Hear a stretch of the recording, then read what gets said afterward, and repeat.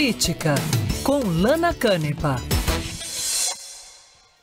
Olha só, Política com Lana Canepa. A gente está falando isso pela primeira vez e vai falar isso todos os dias a partir de hoje. Lana Canepa com a gente, conversando, explicando o que está acontecendo. Cada dia uma pauta, às vezes mais de uma pauta num dia, às vezes a mesma pauta mais de um dia, né, Lana? É sempre uma correria. Esse final de semana a gente viu uma cena rara. Todos os poderes reunidos no Rio Grande do Sul em torno de um problema impressionante que a gente está acompanhando, uma tragédia horrorosa. E o desafio é o seguinte: bom, daremos o exemplo na reconstrução, porque nos discursos todos falaram bonito e todos fizeram e assumiram um compromisso com a velocidade. E aí, a gente tem condições, tem estrutura para fazer isso andar e o Rio Grande do Sul ser reconstruído na velocidade em que a água destruiu? Lana Canepa, boa tarde, bem-vinda ao Band News no meio do dia. Eduardo Oineg, ótima tarde para você, para Débora Alfano, para o Fábio França, para todo mundo que está com a gente. É um prazer estrear aqui com vocês no dia de hoje, num momento tão complicado, né, da política nacional. Acho que dá para perceber, Oineg, respondendo a sua pergunta, que o governo teve que recalcular a rota. Não é uma tragédia como qualquer outra. Não é uma tragédia como as que a gente já presenciou nos últimos anos, no litoral de São Paulo, na Bahia, enfim.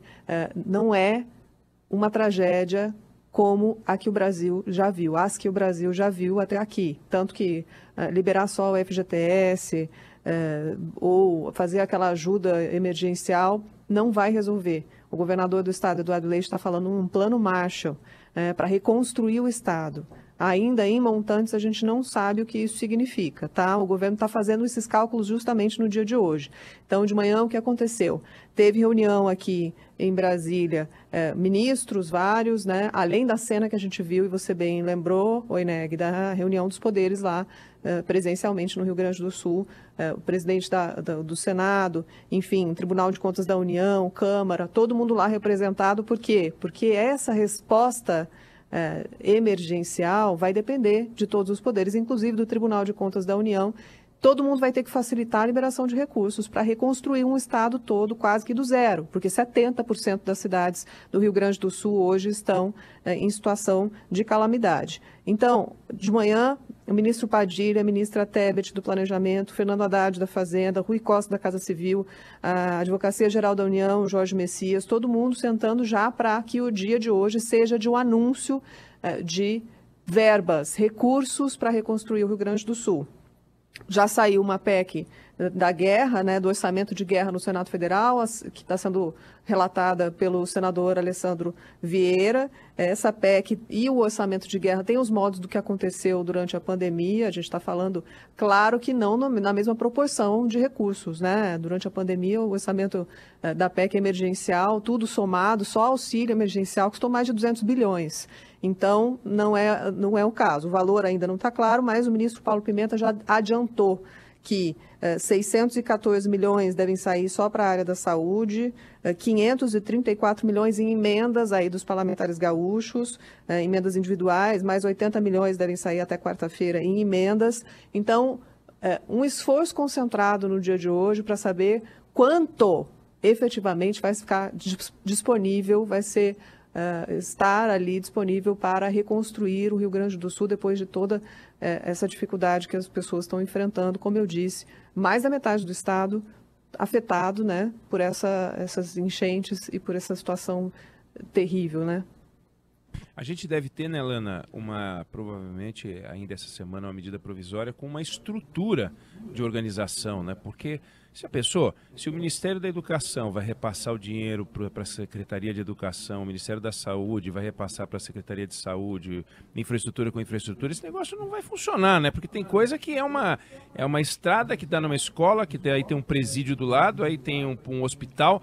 Eles vão ter que criar uma autoridade para poder... Aliás, falaram sobre isso, o Eduardo Leite falou sobre isso no final de semana, uma autoridade, até para que o dinheiro chegue onde precisa chegar e a gente não veja depois, na sequência, né, Lana, as notícias vindas por você dizendo que tem desvio de verba, né?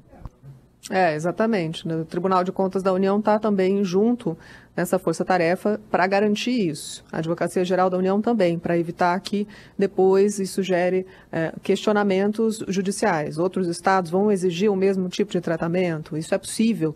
Ou a gente vai ter que reconhecer que a situação do Rio Grande do Sul é absolutamente atípica e que nunca aconteceu na história do país.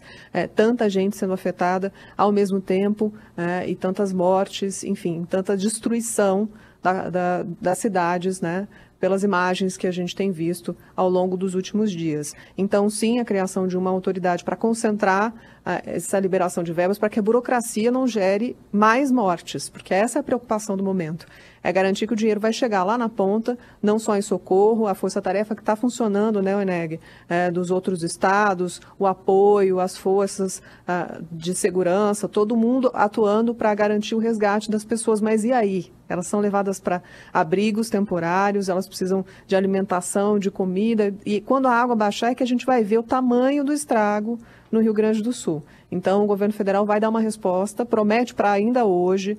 Eu conversei com parte da equipe do ministro Padilha, me disseram que sai anúncio, ainda não está bem configurado, mas vai ter uma resposta até o fim do dia de hoje para que o plano Marshall, que Eduardo Leite chamou, seja viável, aí do ponto de vista da liberação de recurso. Tem um outro efeito colateral, né, dessa questão, além da liberação de emendas num caráter emergencial, além do governo dar uma resposta em orçamento destravado, tem um impacto que é no Congresso Nacional. A pauta do Congresso deve segurar um pouco aquela pauta bomba, né?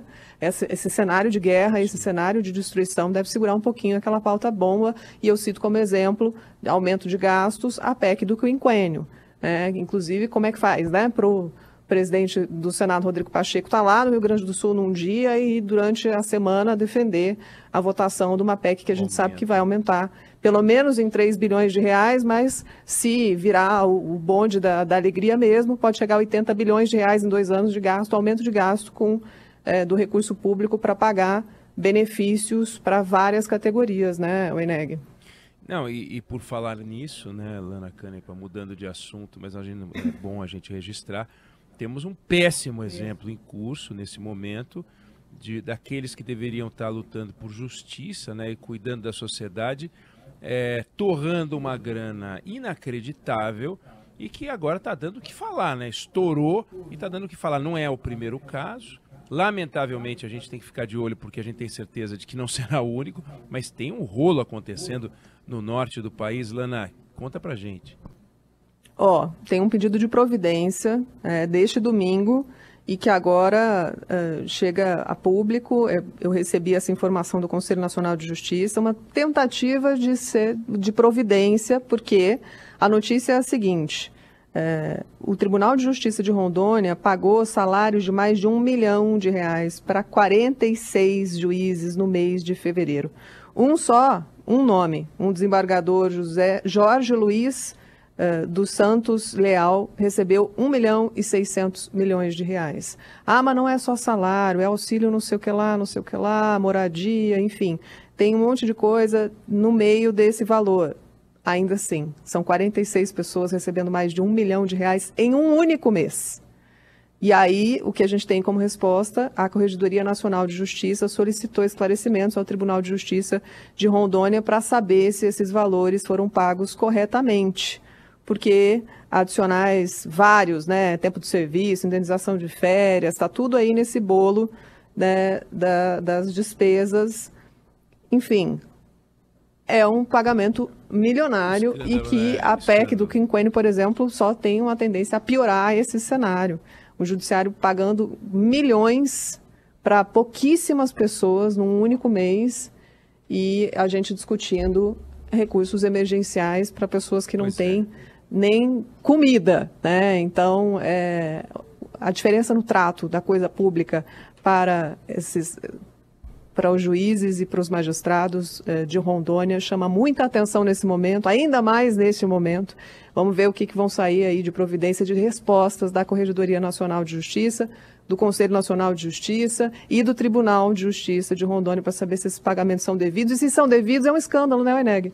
Porque Não, 46 pessoas recebendo mais de 1 milhão em um único mês é para acabar. Não, e do jeito que eles fazem, né? Porque quando um sujeito chega no banco com um revólver e toma o dinheiro, a polícia vai lá, prende e põe na cadeia. Ou deveria fazer isso. Agora eles fazem uma lei. Então a arma deles não é o revólver 38 e a polícia está do outro lado. A arma deles é a lei. Eles estabelecem uma lei dizendo, como você disse, que é auxílio isso, auxílio aquilo. Então, como está tudo dentro da lei, a gente só pode denunciar. Mas você não pode dizer que é criminoso. Não é um crime, porque se fosse criminoso seriam todos presos, né? Isso que é um absurdo. Eles estão todos togados e eles é que mandam prender os outros.